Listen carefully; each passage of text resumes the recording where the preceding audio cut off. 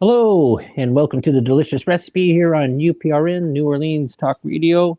If you're watching us, you can be checking us out on YouTube, the UFO Gods and Extraterrestrials site, the UFO Paranormal Radio, UFO Paranormal Radio. That's done twice.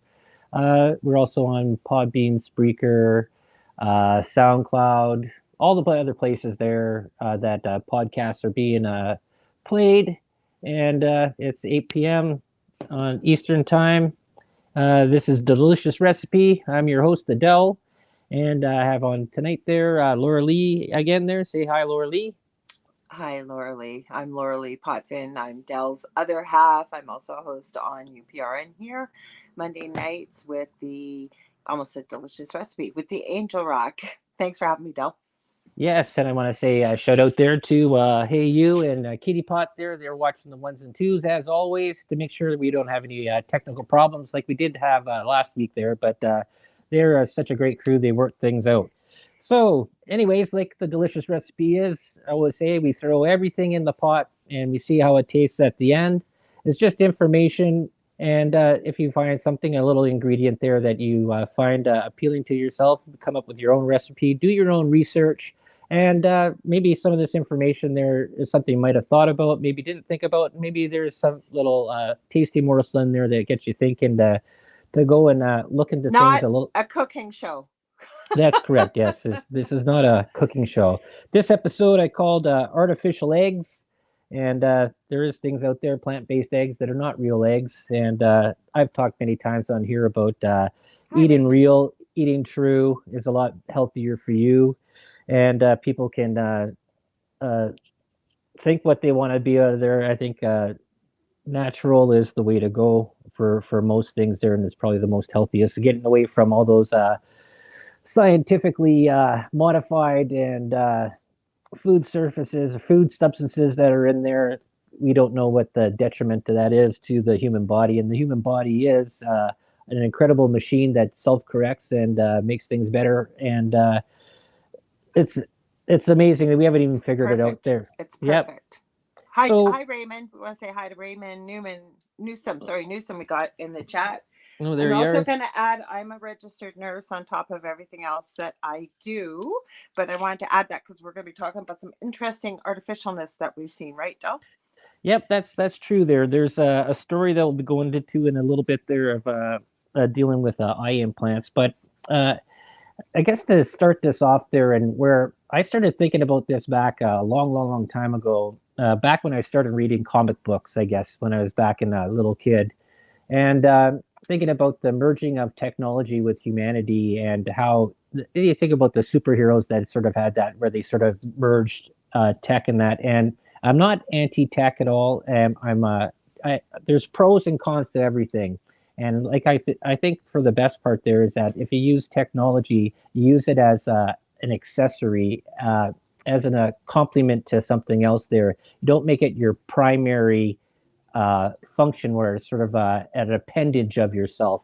And I think we've been sort of seeing this, if you would agree there, Laura, is that we've been sort of almost merged with smartphone technology. And I guess even the word smartphone is sort of like a sort of a real interesting marketing word they're used to that. Before it was like the phone or the iPhone or the Samsung phone that, but now it's become the smartphone, the other brain, the other part that is around there. And you see how people, kids especially there today, have sort of glued that to themselves, and they've made it their primary uh, device that they have. And there's been many shows and stuff like that where they've gone and done and taken people away from technology where they've gone out into the bush and stuff like that. And the withdrawal amount, that dopamine rush that they're not getting from checking their emails and checking their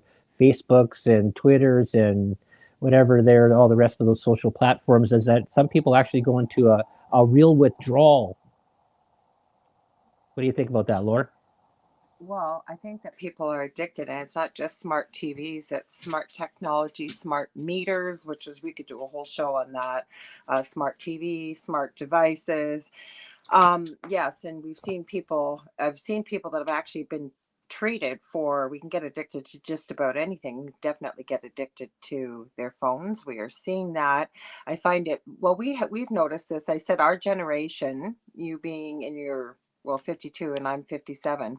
And I think we've come the most with technology versus pretty well any other generation, because we went way back when we were little to black and white TVs with one or two, channels, to where we are now. And like you said, yes, there are good things and there are bad things, or not so good things, I guess. But the problem is that society, I believe, is being geared towards moving into a techno age, the fourth industrial revolution, if you will. And, there, I'm going to go a little conspiracy theory. Don't like that word, but I like truth seeking. But they've even put it out in movies. There was that movie, please forgive me, can't remember the name of it, was with Samuel L. Jackson, Colin Firth, where he was giving out free chips for your cell phone, and everybody Oh, the was lying. Go ahead. yeah, the Kingsman. Yeah. I thought it was the Kingsman. Okay. I didn't want to get the title wrong. And, everybody was lining up. And that we could definitely see that happening in this day and age.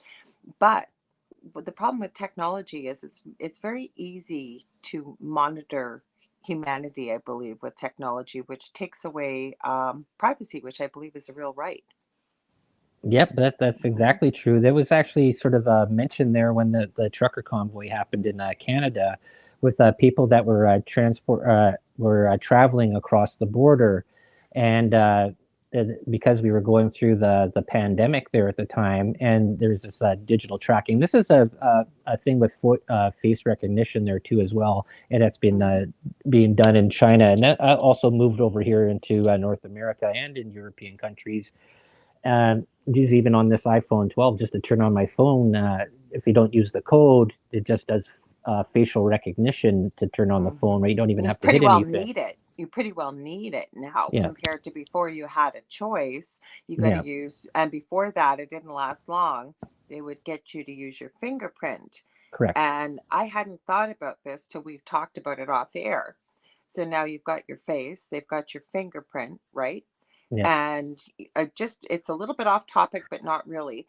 Um, we see this chromosomal analogy of checking out what your DNA is, what your, historical, who you are, basically, what kind of nationality and what percentage. And there was all these guarantees that this was private, that DNA will never be used, it's just strictly yours, blah blah blah blah blah. Well, lo and behold, and I'm seeing it more and more and more. Now, it's been, again, there's positives and negatives. Those are now being put into open source, these DNA profiles, and they're catching, they're solving cold cases and things like this using that DNA, and it comes from usually relatives that have submitted it. Then people think that it's secure, right? Because nobody reads the fine print, I find. yes, that is true. But Mhm.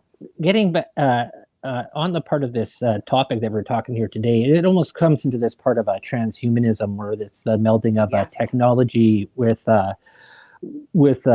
organic life forms, and we'll talk about a little bit later there about the part with Neuralink that Elon Musk is trying to do, or trying to put through there, and it's a brain chip that will basically the thought is, anyways, is that to make language obsolete in about 10 years, And to go where to you're the Internet of Things.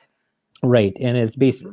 basically, well, maybe I'll go into this little part here first, but there's uh, well, we'll get it a little bit later there, but basically it's merging technology with humanity, where you don't even you're in the machine, right?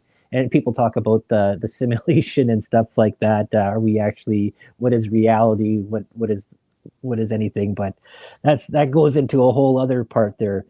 But there is a sort of a problem. I think that people have put too much faith, or put too much reliance on technology, Hmm. and we've seen this already.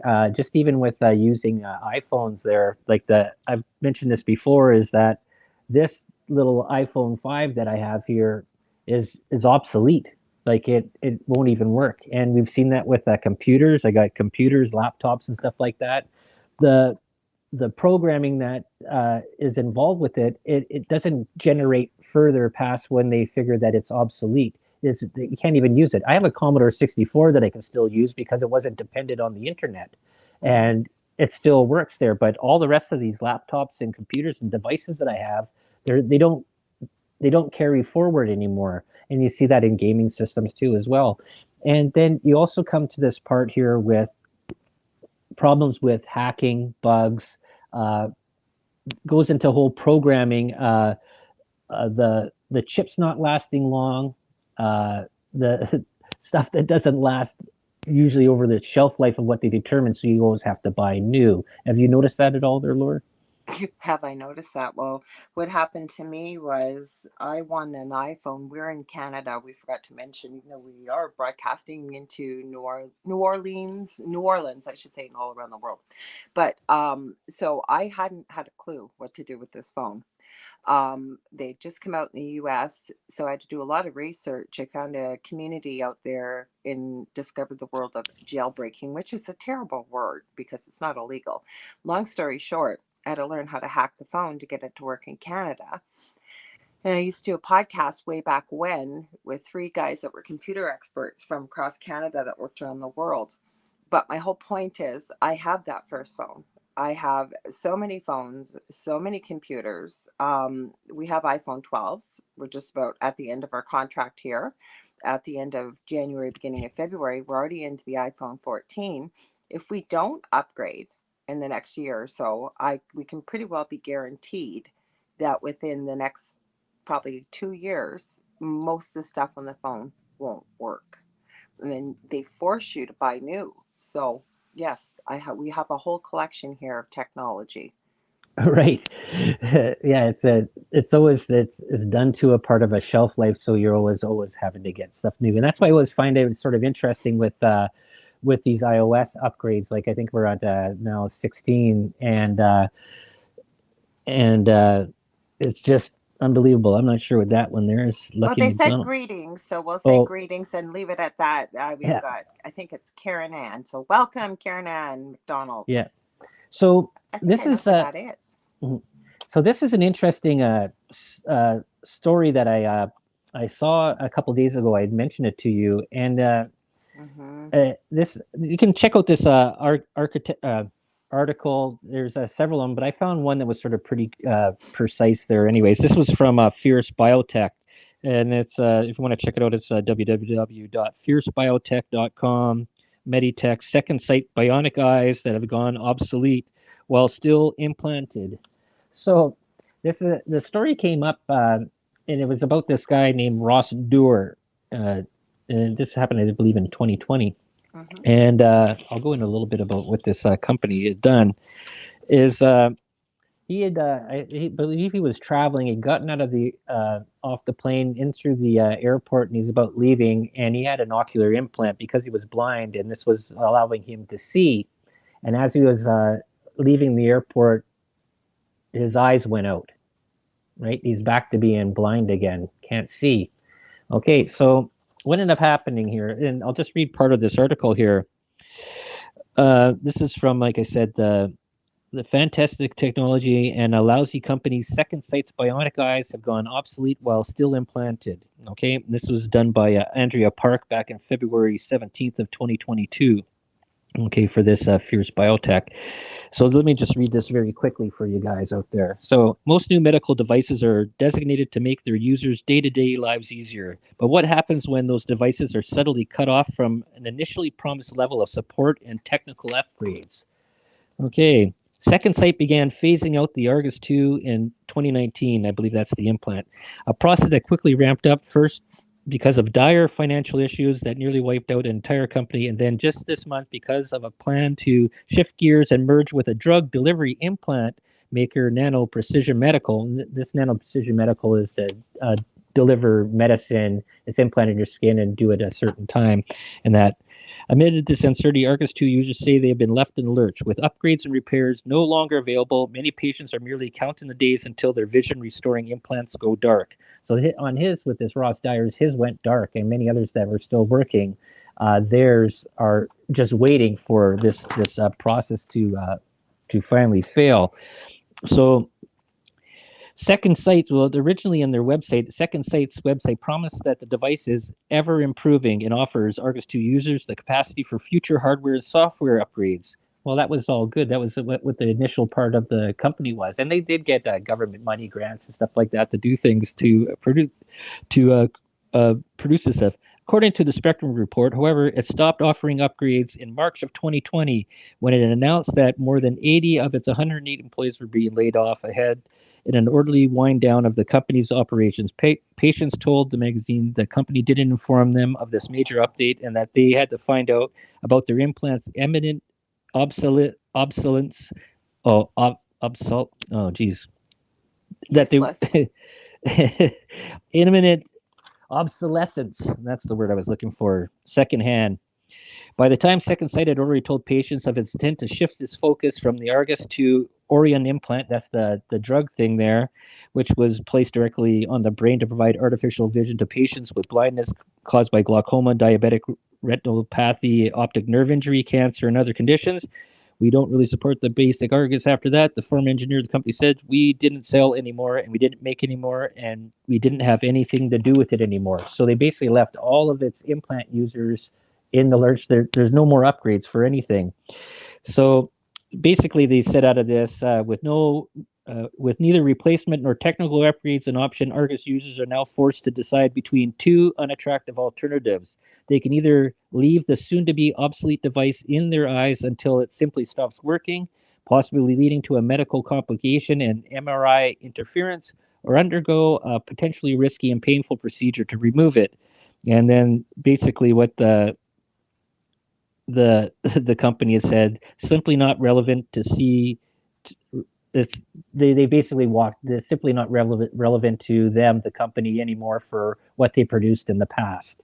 So they basically walked away from it, and the people that are stuck with it are basically stuck with what they have with no recourse.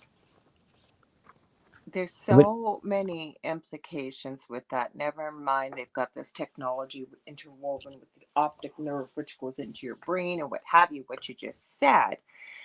Never mind that this has given these people their sight back, which has now been, I'm sorry, I'm just reading. Oh, we got some interesting comments here. Okay. Nothing to do with what we're talking about, but um, no, the point here is because the company feels they're not making enough money, so let's go in a different direction. All these people, and it doesn't matter whether it was 10 or thousands or what, you've left all these people hanging, right? And this is why when we were talking about this before we decided we talked about this topic and thought it would be a good one, is nobody seems to think about this. Like I've had this conversation, we've had it together on air as well. When people stop and think about this, and they don't, first of all, we go back even to school where cursive writing's not being taught anymore. You do need to know how to sign your name. I won't get too long-winded about that. I've run into people with 13-year-olds that have to sign when they cross into another country that this person with them is their parent and they can't sign. Never mind that all of our things like our heating, our electricity, our water, everything is gone now to technology because everybody's assuming that the internet is going to be there. Never mind that we're getting into back in the day. Well, if you're around our age, you'll remember it, the bionic man. We're almost heading there with bionic body parts, but there's no guarantees because it's a company and there's nothing really regulating it or forcing it to continue with what it was doing. You're leaving all these people in a lurch. Or what happens when this technology shuts down? And that's where I'm going with all the things I mentioned. It shuts down. We get an EMP strike, for example, just with all things that run your infrastructure in the city. What do? People don't think about this. No electricity, no water, no heat, no nothing like that. Then you get into human beings, which are very important. I mean, that's why we're all here. We've got human beings on this planet. And you've done something, you've given something back to people that thought they'd never have back. For example, with these eyes, to be able to see. Now, the people that their device hasn't failed, they've got a really difficult decision to wait. They're basically sitting on a time bomb. Nobody else offers this technology or anything like this. So now, not only did they get their sight back, it could be gone in a second. And that's, I think, where we're going with this is people don't think about this. Never mind. I mean, you could do hours of a show about this with technology and people that, yes, it's the future, but it's not foolproof. We are dealing with a machine. We are dealing with technology. And there's no guarantees that you got to rely on somebody else to fix it. Whereas with your own human body, yes, you may have to go see a doctor. You may have to have health care and what have you, but the human body can heal itself. You do enough research. It's also part of what I do is healing and looking at different healing modalities. But we're dealing with machines and like I said, electronics and technology. No guarantees it's going to function in the future or they'll even be there to maintain it. That is true, and that's the part that I guess a lot of people miss is that machines are fallible and they are created by the person that creates them, and there can always be problems. And as I was looking into this, I'll talk a little bit about Elizabeth Holmes if people don't remember who she is. She's been in the Hmm. news there with Theranos. And what she had done, she actually got charged there. She was found guilty out of 4 of 11 charges, and basically they were mostly for wire fraud, Hmm. but because she had bilked out people out of billions of dollars in She got funding. And 11 years. That's it. yeah, 11 years. Each charge was supposed to carry up to 20 years. She got 11, but there's a lot of really funny things that are going into it. She's still free, and she doesn't go into probably into jail till the next year in April. But what she had basically done was she, and a lot of money and a lot of people, celebrity people, had stood behind this, had promoted this, had spent money into this. Even the government, the military, the U.S. military, a lot of billionaires. She had uh, uh, basically sold a widget, something that doesn't work, an imaginary device. And what this thing was to do, and this was supposed to go into all the drugstores and Walgreens and CVS's all around the US, used by the military and where else it was going to be used, was that it was supposed to take a drop of blood and then it was put into this little ampule that would be go put into the machine, into a cartridge, into a machine, and this machine would go and find 210 different problems that would be in your blood that would come from being that you have So it would cancer. screen for it. It would Yeah, screen for it. yeah, Hmm. screen for these things there, and then they would know that you had leukemia or you had it wasn't just cancers, but anything, High cholesterol, and mhm. Parkinson's disease, ALS, like stuff like that, anything like that. There was whatever the 210 different things were, and she was ended up being called out. And one of the, I guess, the head doctors, I just watched a little update on this again there today, is that what she was promising was medically and technologically at this in time impossible, and she made billions of dollars in investments and stuff like that. And I don't even know how much she ended up having to pay back. I don't even know if she even paid back anything. But it was a really sort of interesting sort of story there. And this comes into these other devices. And this is another one if you want to check people out there on the internet. I found this one from the web there, www.nsmedicdevices.com, and this story is about 7 serious medical devices malfunctions that have led to urgent FDA recalls. And there's 7 different ones that are in here, but one I found was very interesting. And this was called the Medtronic insulin pumps. Hmm. Now, you know what an insulin pump is? You want to explain that to them there more? So what an insulin pump is, it's usually a needle that goes underneath the skin, and it's for people that have diabetes, which means that their body doesn't produce insulin or produces inadequate insulin depending on the type of diabetes.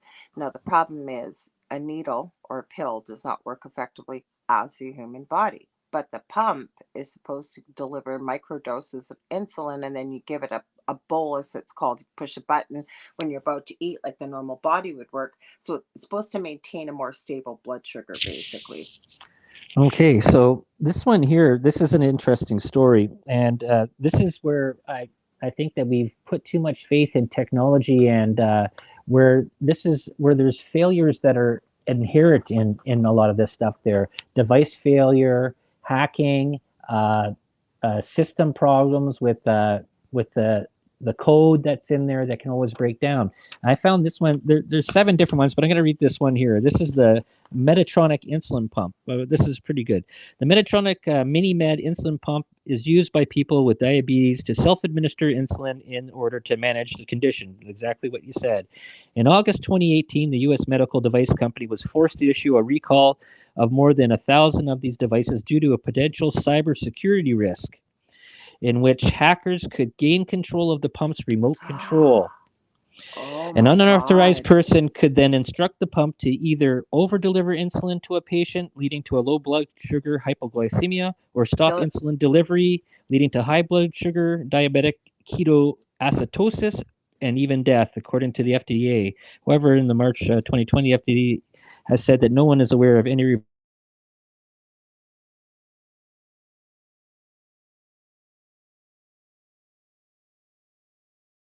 Are we back? Guys, sorry what's going on here. I apologize. okay. Are we back? Because Yeah, the pictures there. Just I could still hear you there, but I'm not we sure. kicked So, right out. Okay, go oh, ahead. Sorry. okay. So, anyways, that the FDA said that they were unaware of any these devices being hacked to their knowledge at that time because the remote hookup there, the remote controller, was an optional addition to this device, right? But the potential of somebody doing that, and we're well aware of people putting viruses into systems, hacking into systems. This is a big, huge thing that is very prevalent in our world there today because we put such a dependence on this technology. Like they put everything, your bank accounts. You can do all the stuff that you need. You can order your groceries. You can do all your banking. You can order a car. You can buy a car. You could. Yeah, but look at Alexa. Look at Alexa. Like we had one. Yep. I won't. We don't have it connected in any way, shape, or form. And we're not paranoid. Yep. We've had some crazy few things happen with it, but I encourage people to take a look. Take a look out there. Do a search. Check Hmm. out some of the things that have happened with people's Alexas that are crazy. Some of them very frightening, including security cameras being hacked, and there's been people peering in on small children and being able to speak, hack right into the security camera, scare the heck out of a lot of kids, almost like another form of voyeurism, if you will. Yep. I do want to stop just for 1 second. I want to apologize to Vulpical Astrology. Sorry, while Dell was talking, I reread your question because I said people are chatting, but not much to do with the discussion. You did. This was a comment that you made towards the beginning of the conversation, and I apologize because what they said was just egg. I ate that product a lot. So you were referring to the foods that we were talking about. So I want to apologize to you about that. Sure. Okay. Let me get that out of the way. Okay. No, well, they're Yeah. supporting the No. show, so I don't Yeah. want them to feel Exactly. not heard. No. Yep. That's good. Um, but there is other devices here too, and this is like I just said. If I didn't get cut off there when it sort of timed out there, is that there's a lot of things. I don't think we're at this point there where we can fully just give ourselves away to technology and to allow this stuff to be in there. I think there's still, we're still a far away. I think there's a lot of benefits to a lot of things that have happened there. Like you had that person that had no legs that ran in the Olympics there, and I guess there's some controversy with that too. There is when you have a spring steel on your legs.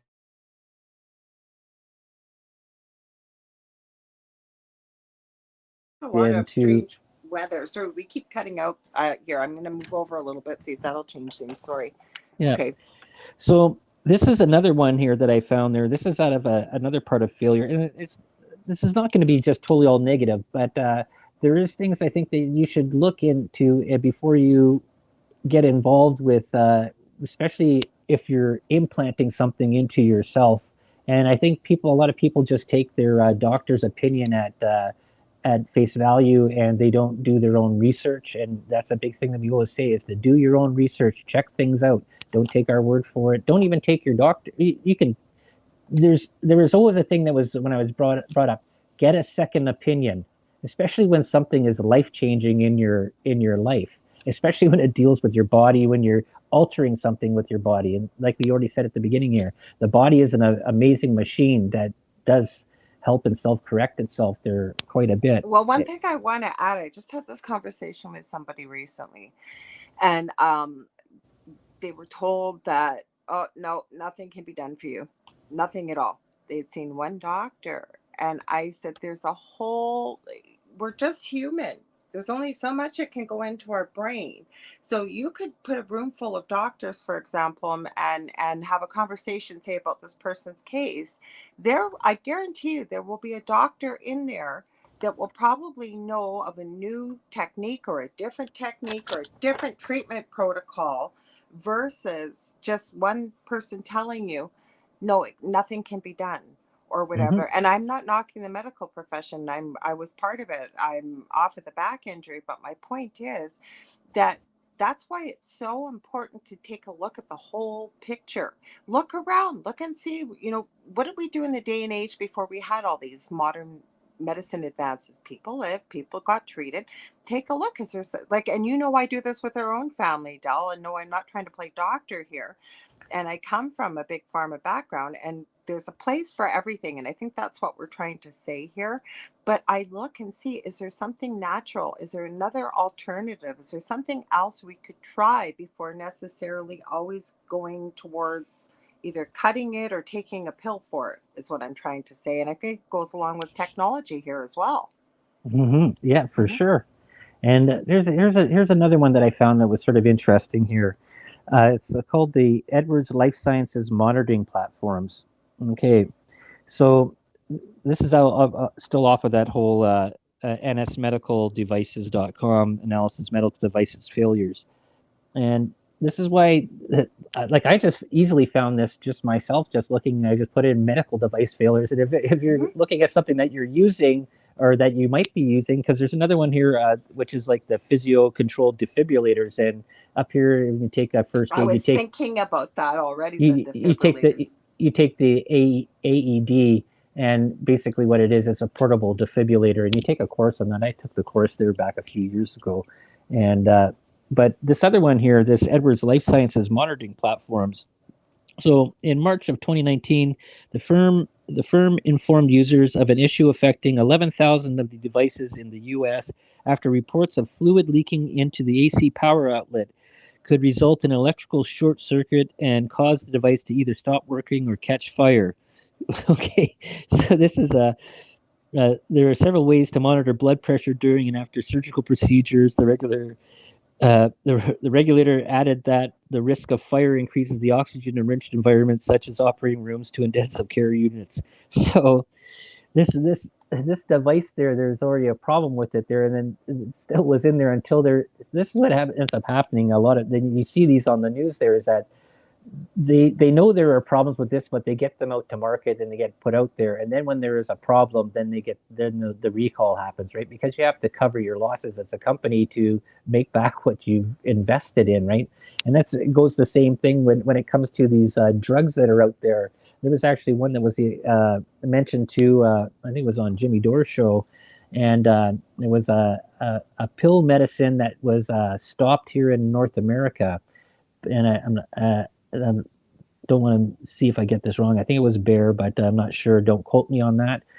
But the company continued to still sell it to third world Mhm. countries, They do and that all the time. it had HIV uh, Oh, yeah. in the medicine, and it caused a Yeah. lot of problems for people. So they had all this stock that was there. It's stopped here in North America, but then it's given to and sold to third world countries, and you Yeah, but just it's see. not just that. Sorry, I didn't mean I wanted to add with this. And again, as we always say on your show and mine, Del, you don't have to believe us. Take a look for yourself. And it's not, again, yeah, I'm not sure what company it was, but this happens when the more digger um, the more you dig deeper and use various search engines, not just one. Okay. Usually something other than, say, Google. Use it a couple different, you can use Google too. Take a look, and you will be shocked to see how many things that maybe have been stopped here in first world countries. I hate to call it that, but that's basically how they're referred to. And you start looking at the third world countries or start looking at across the pond, and things that aren't safe, say over here in North America, get shipped over there. And what, are they different types of human beings over there or what? Like, why would you do that? And it's money. They want to cut their losses, right? Yep, that is very, Hmm. very true. And it was actually even talked about before on other Hmm. shows about the Africa being a testing ground for medicines and stuff like that, right? Because And India. yeah, that another place there too as well. Third world countries with high populations, right? I guess that the news isn't really covering it, and plus the news, mainstream media news, is mostly corporate run, so or is corporate run. So and it's they don't want to talk about their investments, don't want to talk about things that hurt their bottom line, right? Their stock values. So there's another one here that I'm going to do quick, and then I got this other part about it goes back into the phones and with young kids here with poor eyesight, and it's to deal with the amount of computer time and phone time and iPad time or just time that hurt their eyes. But this is another one here. This is called the Verathon laryngenoscopes. And a laryngenoscope, Laryngoscopes. laryngoscopes. Okay, that's the Okay. word there. Hmm. So when a camera can be attached to the blades of the laryngoscope to view the patient's vocal cords. A Hmm. disrupted or unstable video image could lead to delayed tracheal tube insertion, intubulation failure, and other serious adverse health consequences, including low levels of oxygen in the blood, hypoxemia, and organ damage or death, according to the You should let FDA. me read that one with all the medical terminology in there. Yeah, So only low oxygen that can damage the vocal cords. They could perforate the trachea. There is all kinds of things they could do if that was not functioning properly. That right. what exactly what they're talking about. Right, and that's the thing is that the technology isn't at the part that it can keep up to current real time events as things are being put in, and it, they don't find this out till later on, till there's actually a problem, right? So Well, the one thing I wanted to add, though, very quickly, and I know you've got a bit of a schedule there, so I won't talk too long about it, is there's so many people, because we've seen when you said about transhumanism, so basically merging man with machine, but that's where we've been going with this. These are just small examples, but when you take a look at this and the whole principle of it, are we really at the point where we can actually even look at that with the technology? Because once it's in there, something put in your brain, how do you get it out if it stops functioning or the company quits? yeah, that's it. And this goes into that part that I mentioned before about Elon Musk says Neuralink brain chip will make language obsolete in 10 years. In this article, this was off of the Design Boom Technology Elon Can you Musk Neuralink. imagine if they say that makes that language obsolete? So that would mean that you're communicating with your brain and what have you. So how do you stop people from seeing what's inside your thoughts in your brain? Can you see where I'm going with this? Like, we already have problems just with viruses and hacking and all kinds of things with computers. Can you imagine if people can do that with your brain? Yeah, yeah. Hmm. I remember what was that Hitchhiker's Guide to the Galaxy. And I Hmm. remember the one thing there is that at the very beginning, the universal translator, and there was like this little worm or bug or something that looked like this cute little thing, and he pops in the guy's head there, and I guess it attaches to the back of his cerebral cortex there, and it's a universal Oh, translator, and so he can understand every single universal language all through everywhere. Right? That was the thing. If people remember the movie Hitchhiker's Guide to the Galaxy, but this is sort of thing there.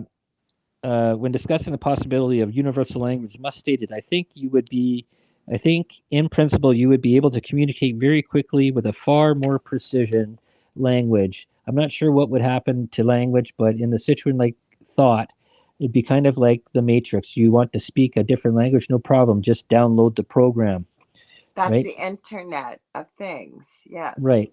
Hmm. So the other part here must emphasize that the first few Neuralink iterations will be focused on trying to solve brain injuries.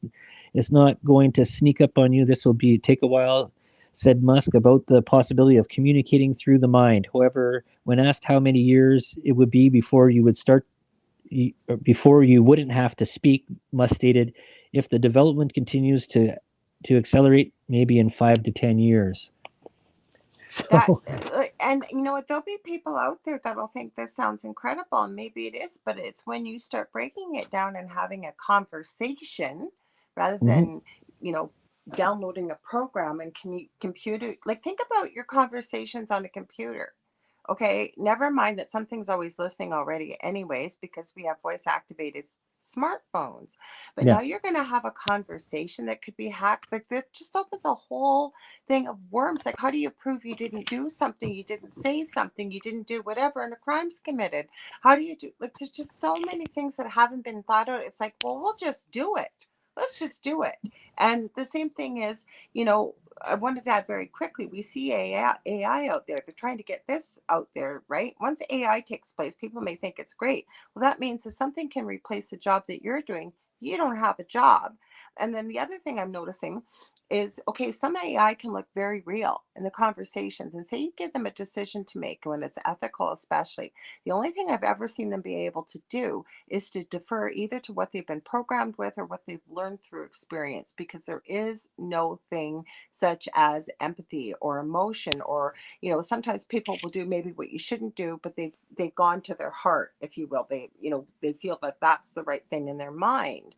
Or how do we have intuition? How do we have all these gifts that we have that a machine will never have? Or when we interface with, I guess they figure it's going to be the best of both worlds. But we've just been talking about a few things here, and it's not infallible. Never mind. I don't think they've worked out all the kinks, nor do they really worry about it. It's just, this is cool technology. Let's jump right in. yes, and this comes into the scary part. Is that they were talking about this back uh, at the beginning of COVID, or just even before the pandemic, and they were talking about going digital currency and to get rid of the paper money.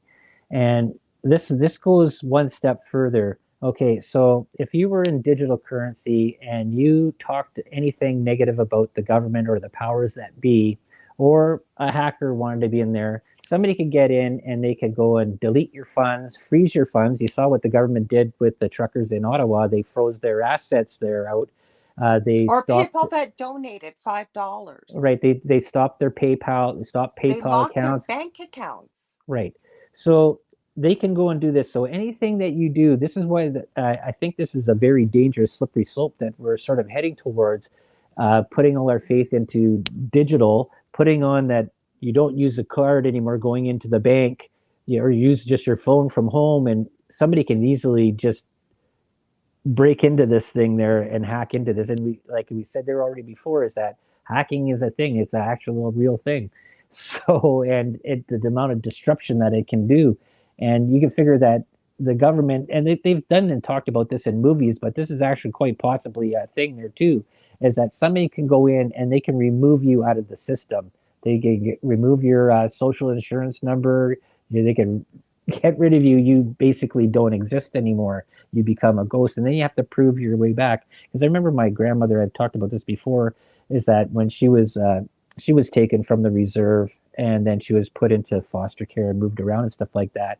And when she had turned 65, there was a hard time to find out who she was, right? Because there was no real record about who she was, and she wasn't in the system. And I think there was they had did do a whole bunch of different things there, my Or aunts what and if we stuff get like to that. Minority Report, Yeah, where and that could very well be happening. And again, people say, "Oh, that couldn't happen." It's right. just, well, you know what, guys, look back 20, 30 years ago. You probably never would have thought what's possible now is possible. And the way technology is going, it's almost like a new car. The minute you drive a new car off the lot, how many thousands of dollars does it take off because you've driven it off the front, you know, the lot? That's going to happen with, it's happening already with technology. Hmm. So So what, go ahead. okay, so this is the part that what I wanted to get. This is the second, the worst part that goes there. So if you have this Neuralink thing put into your brain, which is accessing your brain and doing things like that, and I just had already mentioned this whole part about the Medtronic insulin pump.